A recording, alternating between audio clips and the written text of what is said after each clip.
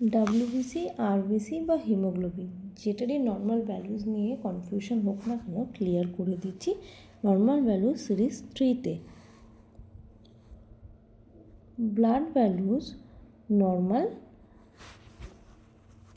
Haemoglobin মেলদের normal 13 থেকে 17 গ্রাম per decilitre, ফিমেলদের normal 12 থেকে 15 gram per decilitre.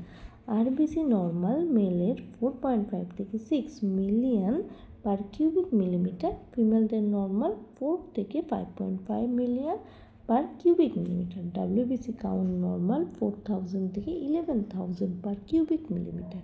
Platelet count normal 1.5 থেকে 4 lakh per cubic millimetre. Haematocrit normal 40 থেকে 50% আর ফিমেলদের ক্ষেত্রে নর্মাল 36 থেকে 44%। কমেন্টে জানো যদি হিমাটোক্রিট কী তার ভ্যালু সম্পর্কে জানতে চাও। আর লাইক করো, শেয়ার করো, সাবস্ক্রাইব করো আমার চ্যানেল।